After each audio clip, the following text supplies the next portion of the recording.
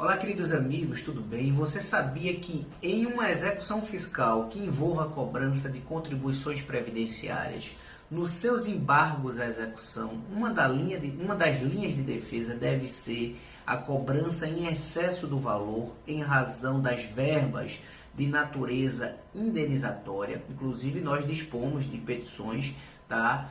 De defesas em contribuições previdenciárias em execuções fiscais, tanto no nosso livro, como se tornar um especialista em execuções fiscais, como no nosso super pacote de petições, de mais de 72 petições, com defesas prontas que vão te ajudar. Mas é sobre isso que eu queria falar com vocês hoje. Então, se você for procurado e aquela execução envolver a cobrança de contribuições previdenciárias, eu quero dar uma dica para vocês hoje, tá? Alegue que está existindo uma cobrança em excesso, a maior, tá? Em razão de, naquele débito que está sendo envolvido na execução fiscal, possuir verbas de natureza indenizatória. O que seria isso? O julgamento dos nossos tribunais e a própria legislação que estabelece a cobrança das contribuições previdenciárias estipula que só deve existir a obrigação patronal, né, do pagamento das contribuições previdenciárias quando existe a contraprestação do serviço. E existem alguns momentos, algumas situações que não existirá essa contraprestação dos serviços e as jurisprudências dos nossos tribunais são pacíficas, inclusive o STF está agora pacificando esse tema em várias situações de que não deve existir o pagamento das contribuições previdenciárias. Verbas de natureza indenizatória, aviso prévio indenizado, agora recentemente foi o salário maternidade. Então, assim, não existir a contraprestação do empregado, não deve existir o pagamento das verbas indenizatórias. Quando a gente recebe uma execução fiscal, na CDA não está dizendo se tem verbas indenizatórias ou não na CDA, né? Ela é muito fria, muito objetiva, diz somente que é contribuições previdenciárias, o período, bota a legislação e você que se vire.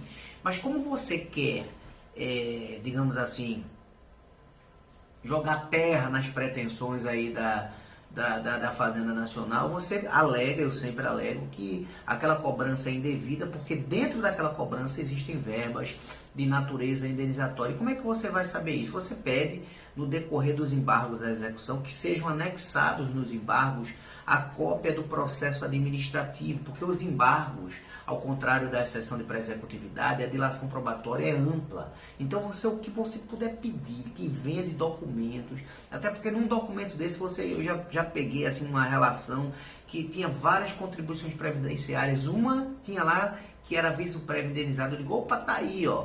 Aí a Fazenda disse, não, mas foi só uma dentro desses 6 milhões. Não, mas está sendo cobrado coisas indevidas. Quer dizer, só isso você já consegue aí, olha, protelar aí as pretensões não é protelar o termo, né, que a gente usa, é ganhar um tempo precioso até para o seu cliente se capitalizar, lá na frente poder aderir um parcelamento, não ser prejudicado em uma execução fiscal, porque ela prejudica demais uma empresa.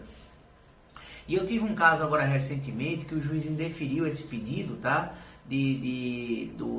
Da juntada do processo administrativo, julgou improcedente os nossos embargos, nós levamos a situação ao TRF e o TRF entendeu ser imprescindível que ele juntasse o processo administrativo e que após o processo administrativo fosse designada uma perícia, tá? Para ver o quanto que estava sendo cobrado de verbas indenizatórias. E houve a reforma, né, a anulação da sentença, o processo voltou para o juiz de primeiro grau.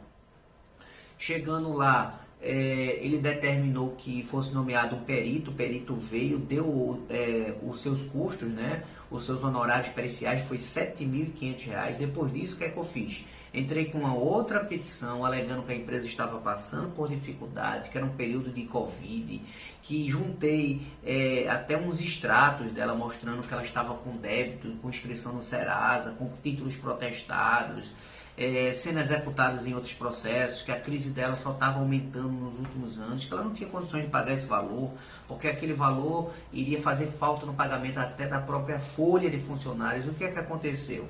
E pediu os benefícios da justiça gratuita. E o juiz, até para uma grata surpresa minha, concedeu esses benefícios da justiça gratuita. Então, todas essas histórias, pessoal, isso aqui é um caso recente, mas eu conto aqui que é necessário você solicitar o processo administrativo, que talvez peça uma perícia, e você já pede logo assistência judiciária, porque o seu cliente não tem condições, se você tiver uma documentação forte que prove isso. Tudo isso aqui está na página 73 do nosso livro, Como se tornar um especialista em execuções fiscais. E lembrando também a vocês que agora nós lançamos recentemente um super pacote de super petições, 72 petições que eu separei dentro de um acervo de mais de 5.000 petições que eu tenho aqui no meu computador e que eu utilizo muito no meu dia a dia e que eu tenho um retorno financeiro excelente. Então, se você se interessar, só até a próxima semana, no começo de junho, né? Até a primeira quinzena de junho de 2021, essas petições estarão sendo vendidas de R$ 700 por 497, dá menos do que R$10, bem menos do que R$10 cada petição, e todas elas são de extrema importância, contendo inúmeras defesas em áreas fiscais diferentes. Se você se interessar, é só acessar o nosso site rpcursostributários.com, certo? Que lá tem um super pacote, inclusive com o desconto para você adquirir, entrar no grupo VIP e adquirir com desconto. Ok, pessoal? Então fique atento a esse detalhe, peça sempre o processo administrativo nos embargos, a execução fiscal, e depois do processo, a depender do caso, solicite perícia. Esses pedidos são fundamentais para que você consiga o seu objetivo daquela dívida não chegar no patrimônio do seu cliente. Forte abraço, fiquem todos com Deus e até o nosso próximo encontro.